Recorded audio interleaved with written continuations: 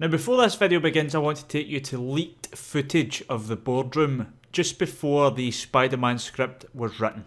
Right, okay guys, the new Spider-Man film, we've got the title, we're going to call it Spider-Man Far From Home, but what we don't have is a demographic. So does anyone have any sort of script work, any sort of dialogue that could perhaps guide us to a demographic, a sort of age range that we can target this movie for? We've got the scene, sir, where Aunt May is talking to Peter, and they're talking about the spider sense, but this is actually my line. But we actually have it where Aunt May calls spider sense the Peter Tinkle. Peter Tinkle. Shut up. Get out.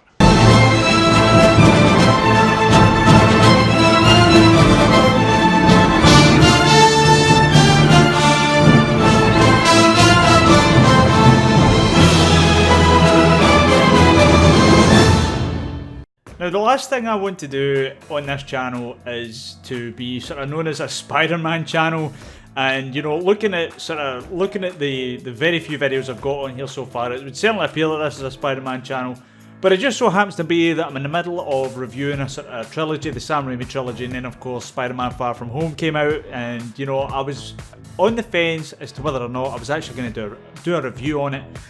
But there was just so many things that I felt needed covered, so I thought, you know what, I'm not going to do a big thing, I'm just going to do a little thing.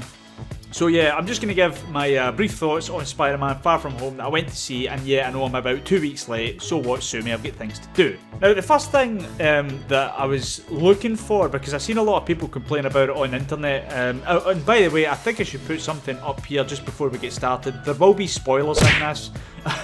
Now, if I had been watching a video 2 weeks or 2 or 3 weeks after the film had been released, you know, 2 or 3 weeks, and I hadn't seen it, and I'm watching videos, then I'm going to expect spoilers, so you guys can expect spoilers too, if I can get words out of my mouth. But the first thing I was waiting on was a lot of people on the internet were complaining about the intro, which was the montage of the sort of end of Endgame. A lot of people thought it was a bit of a mockery, making fun of the sort of emotional crescendo that Endgame gave us. You know, it was very sad, it was very somber, it was very dark, it was a very well told story. A lot of people felt that the intro of this film sort of pissed on it, shit on it a little bit, excuse my language. But when you're then given the context of it, it's very, very funny. It's the high school students. If you remember Homecoming, they have a sort of news channel which appears on TVs around the school. And it's those same two, it's the little boy and the little girl who are bringing who make a sort of very basic Sony Vegas mashup of this to a pop song. I think it's I Will Always Love You by Whitney Houston. And it's very, very funny.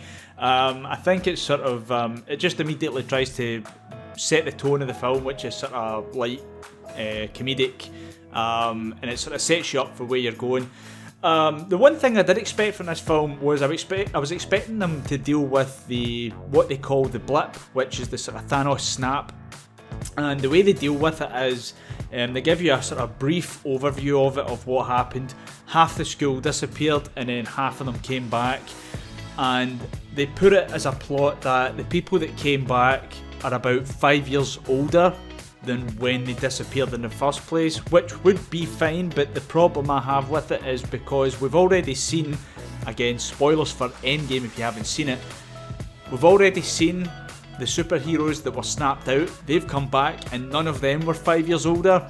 So I find it just a little bit difficult to believe that plot line of why a couple of the characters in this are a little bit older, etc. It doesn't wash for me, so I just couldn't buy it. The other big thing that really, really annoyed me was, as you're probably aware if you watched the intro, is the Peter Tingle. For those of you who aren't aware, the Peter Tingle is spider sense, and to be honest, this happens very, very early on in the film, and I've got to be honest, I tuned out. Now, I wasn't expecting some sort of gritty, dark Spider-Man film with a lot of substance.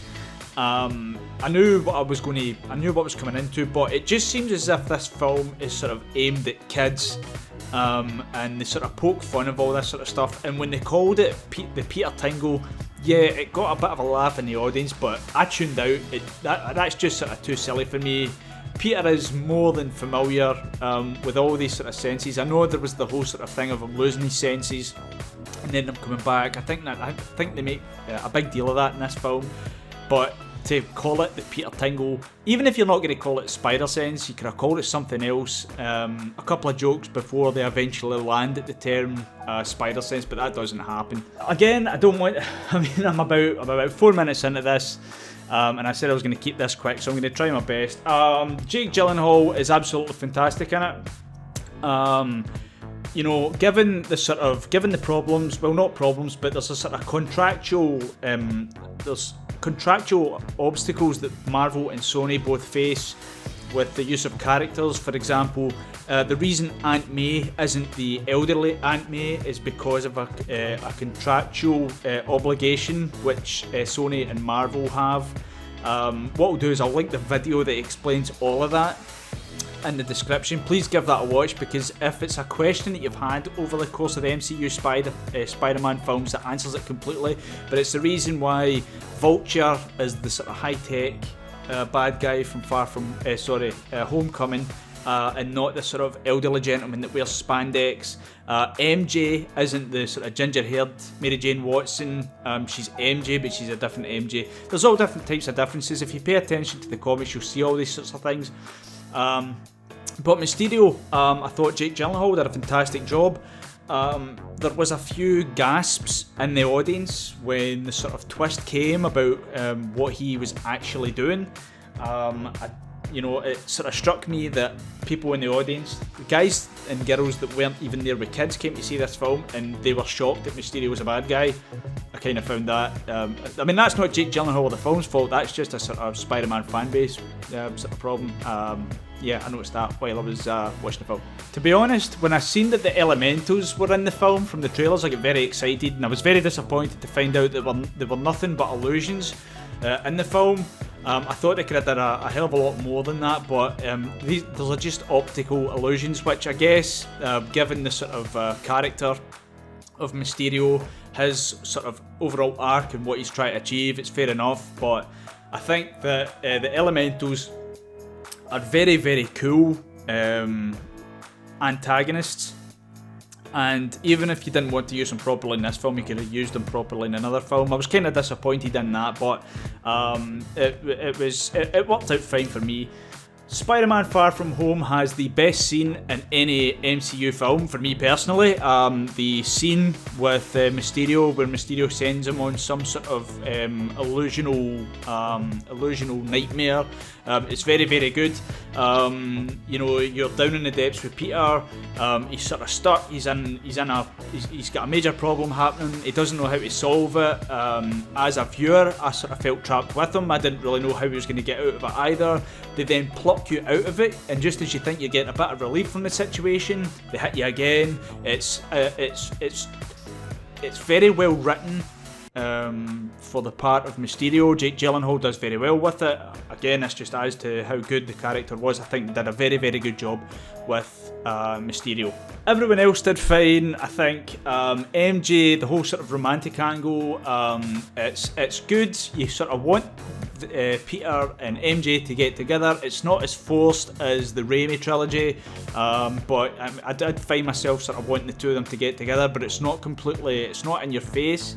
A lot of people were complaining that there wasn't enough, there isn't any consequences, there isn't any sort of any sort of imminent danger that Spider-Man's friends and family come under in this film, which isn't true. The bus scene where they've been lured onto Tower Bridge to be struck down, I thought that was very, very good. It gave another element of danger while Peter Parker's trying to defeat Mysterio, which I thought was fantastic. However, they overcame that with a sort of silly... I mean, personally, I seen it coming. They're trapped on a bus in the middle of Tower Bridge. How did they get out of it? They just got off the bus and try and run off the bridge. I thought it was a sort of simple way out. It was very well set up, but I thought the sort of payoff wasn't really there. But other than that, again, it's a good film. It's not one of my top ones. There's enough there to enjoy. If you haven't seen it and you're a Spider-Man fan, yeah, go and see it. It's not going to blow you away. But you will appreciate Jake Gyllenhaal's performance. I think he does. Pay a solid homage to the character of Mysterio, which is absolutely fantastic. The backstory is all very well done as well. I think they did a better job with his than they did with Vulture in Homecoming.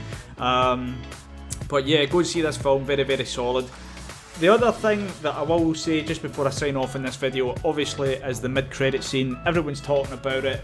It's very, very good. However, I do have a major problem with it.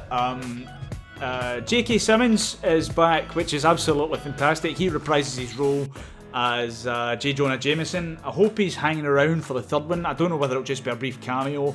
I'd really, really, really like to see him in the next one, because as far as I'm concerned, he is the only real-life J. Jonah Jameson. If you pick anyone else for the role, it's gonna fall flat in its face, as far as I'm concerned. But yeah, Mysterio does release a video to the public stating that Peter Parker is Spider-Man. It changes the game. It opens Spider-Man up to a whole host of problems. But the problem I have with it is that the ending of the film is showing that Mysterio is a liar. It's proven that all his images are provided by drones. He was never ever fighting the Elementals. This was all just an elaborate lie. But now all of a sudden we've got to believe him that Peter Parker is Spider-Man. You know, even if it happened in real life, if the guy that had just performed the best magic trick in the world and fooled all of us turned around and just gave us the identity of Spider-Man, I'd find it hard to believe. So if they're going with that, then fair enough. But I just don't really buy it. You know, it's not sold on me. But I do have my sort of thoughts on the next Spider-Man. If it's going to remain a trilogy, then I do feel that Michael Keaton is going to reprise his role as the Vulture. I do think we're going to see Scorpion, but I do think we're going to see a team up with Spider-Man and Vulture against Scorpion and Mysterio. If he's dead or if he's not dead, they might put someone else there. But I think it's going to be one of those ones where Homecoming ended with the question of Peter Parker's identity. Now his identity is revealed, so is the Vulture going to help Peter Parker because he saved his life in Homecoming? I don't know. It all seems to be set up for something around that. But anyway, I said to you guys I was going to keep this short and sweet. Turns out I haven't done it. I'm about 10 or 11 minutes in. I'm desperately sorry, but there's just too much to talk about.